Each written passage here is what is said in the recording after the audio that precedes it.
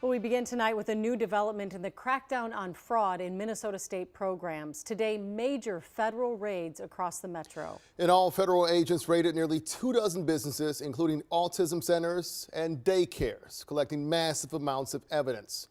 Thanks for joining us on air and streaming on KARE 11 Plus. I'm Kevin Holmes. And I'm Julie Nelson. The raids early this morning were mostly on Somali-owned businesses, and they come as fraud in Minnesota programs continues to be in the spotlight. Ian Russell joins us from the newsroom with what we know tonight. Ian? Yeah, well, guys, federal officials, like you said, out really early this morning conducting these raids. Now, no arrests were made that we know of, but multiple boxes of evidence were loaded up at several locations across the Twin Cities. From Fridley to Burnsville, St. Paul to Shakopee, and multiple locations in Minneapolis, federal officials conducted 22 search warrants across the Twin Cities Tuesday morning. Those searches tied to ongoing fraud investigations. KARE 11 sources telling us that these raids were primarily targeting child and daycare providers.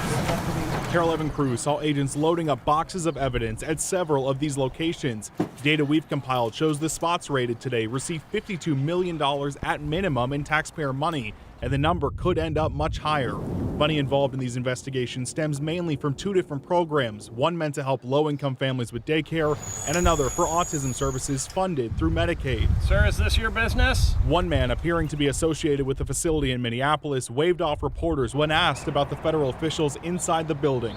All of the places targeted Tuesday that KARE 11 could find ownership information for are owned by people from Somalia or East Africa. That includes Kasim Busuri, a former St. Paul City Council member and the first Somali American on that council. These raids come just one day after Somali Day at the Minnesota Capitol, when community leaders voiced concerns with fraud stereotypes affecting those who aren't involved. That overgeneralization is becoming harmful to the community. And at some point, there needs to be a drawback to the hate and discrimination that this specific demographic is getting. On social media today, Governor Tim Walz said that today's raids, quote, happened because state and federal agencies caught irregular behavior and reported it. Trump administration officials, including Kash Patel and Mark Wayne Mullen, disagreed with that, saying Walz allowed fraud to happen on his watch, guys. All right. Thank you, Ian. In response to today's raids, Minnesota GOP Chairman Alex Plekish in a statement said, quote, today's federal law enforcement action confirms what Minnesotans already know. The fraud crisis in our state is real, massive, and happened under Democrat leadership. He went on to say Minnesotans need accountability from the fraudsters who stole from public programs and from the leaders who let it happen. Well, as the raids were happening, House lawmakers questioned the commissioner of the Department of Child, Youth and Families and her inspector general about fraud within the Child Care Assistance Program. Commissioner Tiki Brown says concerns about the program were first raised in 2019. The committee also called in Jay Swanson, a former manager in the department's investigative unit. He said in 2017 he was shocked by the lack of response and even anger from senior Department of Human Services officials when his team reported fraud.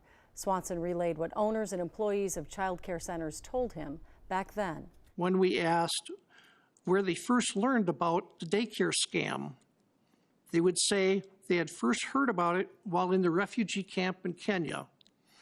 These individuals told us that they had heard you could run the scam in a number of different states, but it was easiest and you could make the most money doing it in Minnesota.